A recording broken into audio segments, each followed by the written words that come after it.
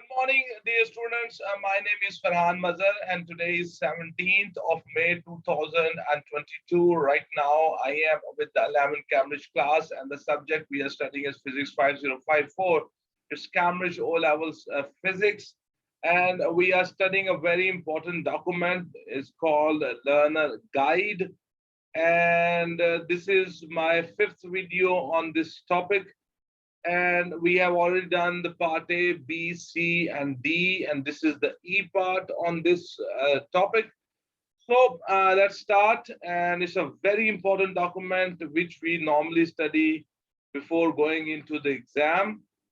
And here we go. This is Learner Guide, Cambridge O-Level Physics 5054, and here we go.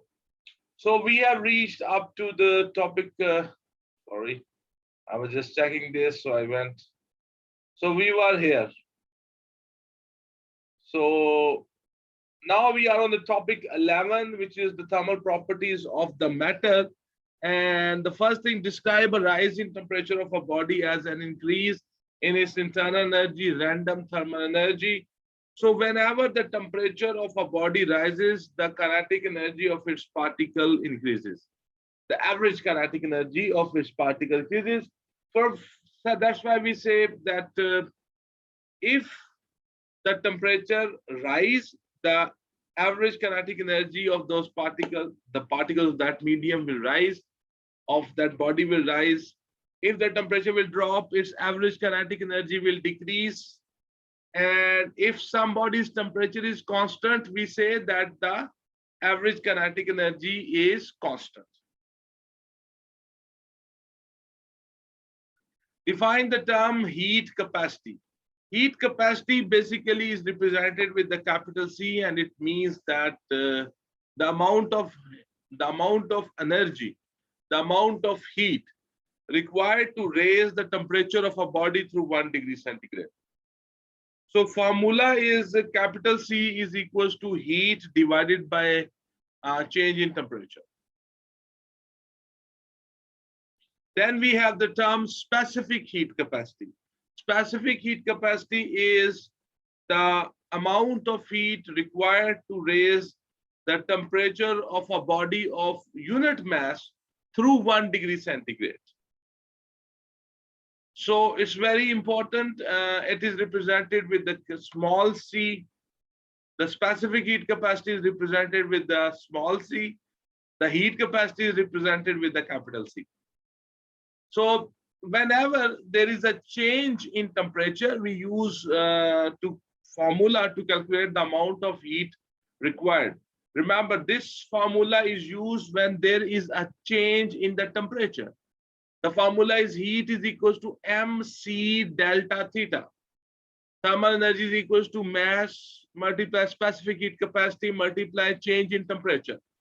Heat is equals to mc delta theta, where heat means the amount of heat absorbed or evolved. M means the mass of the body, C means the specific heat capacity of the body, and delta theta means change in temperature.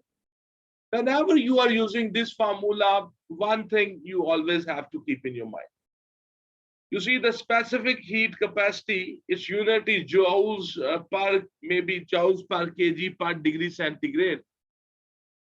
Joules per, sorry, I said joules per kg per degree centigrade. Or its unit might be joules per gram per degree centigrade. If the C, the specific heat capacity, if its unit is joules per kg per degree centigrade, then the mass you use in this formula should also be in kg.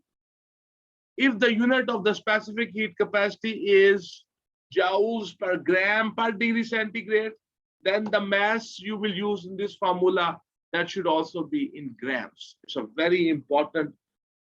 We say that the units must be consistent with each other.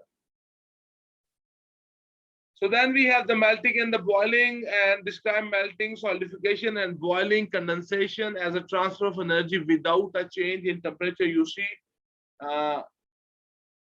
if you draw a heating curve or a cooling curve, so whenever the state will change place, for example, the liquid will convert into solid, or a solid will convert into a liquid, or a liquid will convert into a gas, or a gas will convert into a liquid, during that the temperature will not change.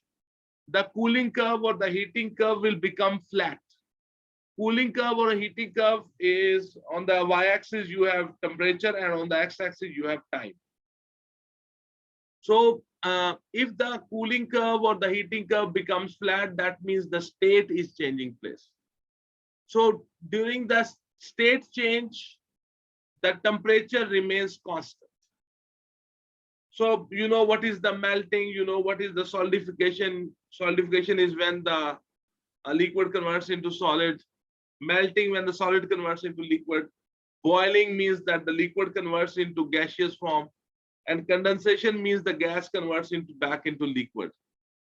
So during these processes, the one very important thing is that the pressure will not change. State the meaning of the melting point. Melting point is the temperature at which a solid will convert into liquid and the temperature will not change. So that temperature will be the melting point of that solid. And the meaning of the boiling point is the temperature at which a liquid will convert into gas and the temperature will remain constant. It will not change. So that will be the boiling point.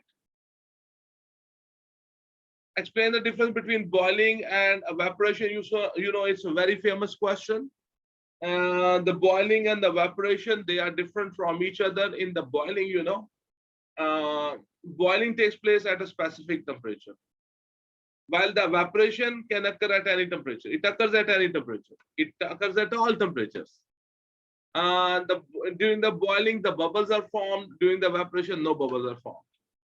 The boiling happens in the whole body of the liquid, whereas the evaporation only happens at the surface of the liquid. During the boiling, the temperature remains constant, but as the evaporation happens, the temperature drops.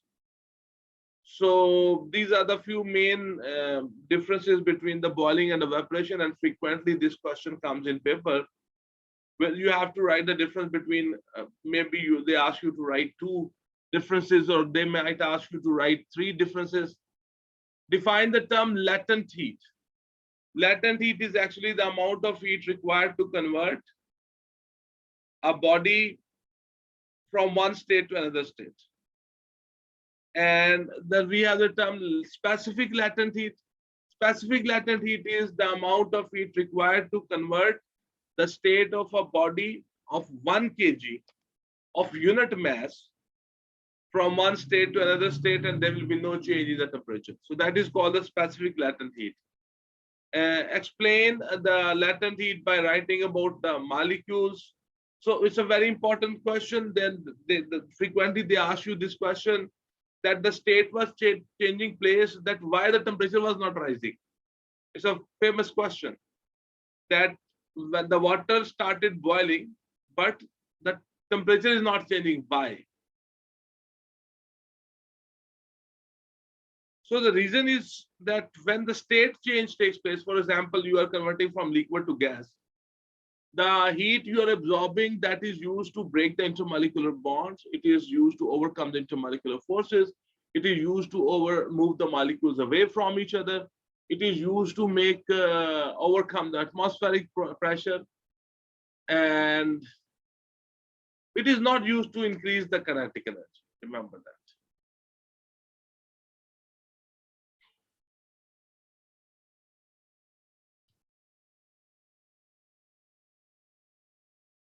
Calculate the heat transferred in a change of state using the equation. This formula, whenever the state change takes place, heat is equals to ml. Remember that formula. Whenever the state change takes place, when the state is changing, for example, from liquid to gas, or from gas to liquid, or from solid to liquid, the heat transfer during that, when the state is actually taking place at the melting point or at the boiling point, the heat produced or heat absorbed that will be equals to heat is equals to ml, where m is the mass of the body whose state is changing, and the L is the specific latent heat. So when the temperature changes, the formula is heat equals to mc delta theta. And when the state changes, the formula for the heat is thermal energy is equals to ml. It's a very, both formulae are very important, and in some numericals, you will find them together. For example, I can give you one example. I remember that example. There was ice cubes, and the ice was at minus 10 degree. So first the temperature of the ice was increased from minus 10 to 0. So for that, the temperature was changing. So at that portion, the heat was mc delta theta. Then that ice melted. So during that process, the heat is equal to ml. Then that water, its temperature rises from 0 to, let's say, 20 degree. So now the temperature is rising. Again, you use the formula heat is equal to mc delta theta. So there were three heats which were absorbed by that body. So I hope if you have done those numericals, you remember those things. So it's very clear that we will use two formulae. Heat is equals to mc delta theta when the temperature will be changing, and heat is equals to ml when the state will be changing. Okay. Then we have the thermal expansion of solid liquids and gases. Describe in words the thermal expansion of solid liquids and gases. So you see, whenever you heat, you provide heat. Whether you have solids, liquids, or gases, they will expand. So remember one thing: the liquids, gases, and solids. The gas expands, there will be the largest expansion in the gas, then the liquid, and then the solids. The solids will have the smallest expansion. And it is very important. This question is frequently asked. Okay. So list and explain some of the everyday applications and consequences of thermal expansion. For example, there are some good things about the thermal expansion. There are some bad things about the thermal expansion. For example, in the railway tracks, if the expansion happens, the railway tracks will become crooked. There will be no more straight rails. And that's why, we leave gaps between the two rails. And especially when we make bridges, the beams of the bridges, we always leave gap between the beams of the bridges, so that we leave the room for the expansion. And for example, you have thermostats. Thermostats also have a bimetallic strip, and in the expansion of the bimetallic strip, the thermocouple controls the temperature of different appliances. He says list and explain some of the everyday applications and consequences of the thermal expansion. Sometimes it is good, sometimes it is bad for us.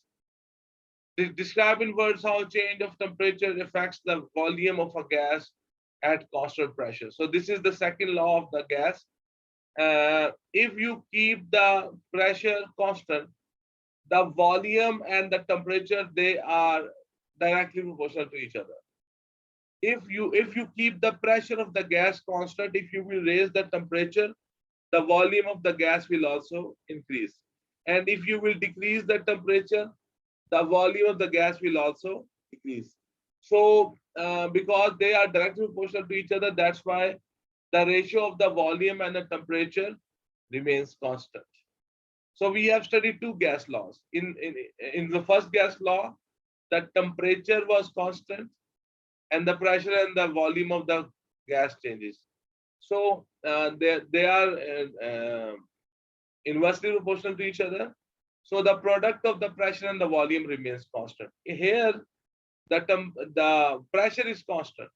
So the temperature and the volume, they are directly proportional to each other. That's why the ratio of the temperature and the volume remains constant. I hope you will never forget that. Okay, so another very important thing which comes that, okay, the pressure is constant. So why the volume will increase when you will increase the temperature of a gas. So you see, when you will increase the temperature of a gas, its molecules will start moving fast. The molecules of the gas will start moving faster. So when they will start moving faster, so they will hit the walls of the container more frequently. Their collision frequency of hitting the walls of the container will increase. Plus, they are moving faster, so they have the higher kinetic energy. So when they will collide with the walls of the container, they will exert more force. So the pressure initially will increase. So that will disturb the balance between the outside pressure and inside pressure of the gas.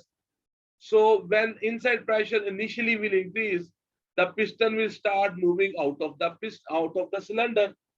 And what will happen? The volume will increase. So the temperature increase, the volume will increase. But when the volume will increase, the initial increase in the pressure, that then will decrease. And when the outside pressure and inside pressure will become equal, the piston will start moving outward and it will stop. So you see that the pressure will again become equal to the outside pressure. And in this way, when you increase the temperature, the volume will increase. So it's a very important description in which you have to explain that if the pressure is kept constant, why the volume increases when you increase the temperature. Hopefully you know that. Okay. So the next topic is describe in states of matter, state the properties of solids, liquids, and gases. These are very important properties. Many times they ask us what is the properties of the molecules in their, how are the motion of the molecules when they are in liquid, when they are in solid, or when they are in gases. So you should know that. So especially about the motion, in solids, the molecules do not move around. They remain in their fixed position, only they vibrate. In liquids, the molecules move in clusters and they move past each other, and they all have different velocities, and they are moving in different directions, and they are moving randomly. In the gases, the molecules are moving at very high speed, and they are moving individually and randomly in all directions. About the structure, solids, in the solids, the molecules are on the lattice at a fixed position. In the liquid, the molecules move in the clusters. They are moving randomly. And in the gases, the molecules move individually. They are moving at a very high speed and in a larger area. Describe in words the molecular structure of the solid, liquid, and gases. I told you about the structure.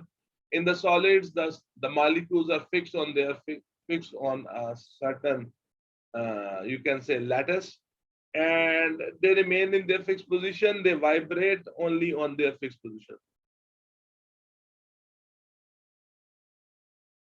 Whereas in the case of the liquid, the molecules move randomly. They move in all directions. They move with different velocities.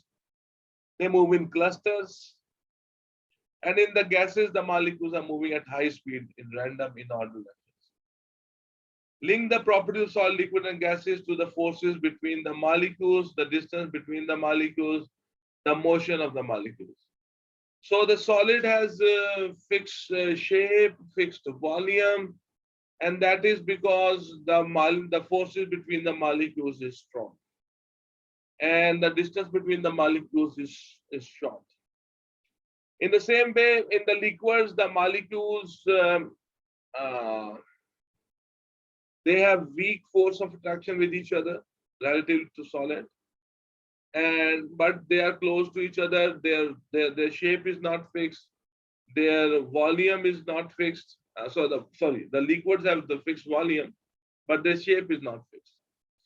In the gases, the volume is not fixed. The shape is not fixed.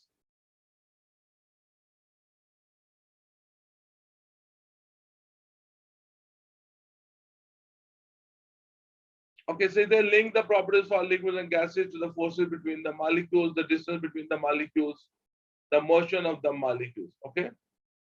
Describe how changing the temperature affects the motion of the particles. When you change the temperature, the motion particles will start moving faster. Their kinetic energy will increase. Explain the pressure of a gas in terms of the motion of its molecules. You see, the pressure of the gas depends upon its particles' motion. When they are moving randomly. So what will happen? They will collide with the walls of the container. So when they will collide with the walls of the container, they will hit there. They will apply force, and due to that force, the pressure is created. Evaporation, describe evaporation in terms of the escape of more energetic molecules. Evaporation question is very, very famous, frequently asked. You see the molecules with the higher kinetic energy, they come to the surface of the liquid and they overcome the force of attraction or intermolecular forces, and they overcome the atmospheric pressure, and they go as a vapor into the atmosphere. We said describe the evaporation. Okay. So what happens? The molecules with the higher kinetic energy, they are leaving. So during the evaporation, the molecules with the high kinetic energy leave the liquid body and they go into the air. So the molecules of the liquid which are left in the body of the liquid, they have less kinetic energy. So the average kinetic energy of that liquid will drop and the temperature of that liquid will drop.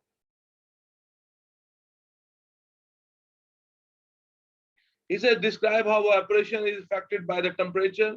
If the surrounding temperature is higher, the evaporation will be faster. Surface area. The surface area is larger of the liquid, and then the evaporation will become faster. Draft over the surface. So draft over the surface means the wind. If there is a wind blowing over the surface, the evaporation rate will become faster. Explain the evaporation cause cooling.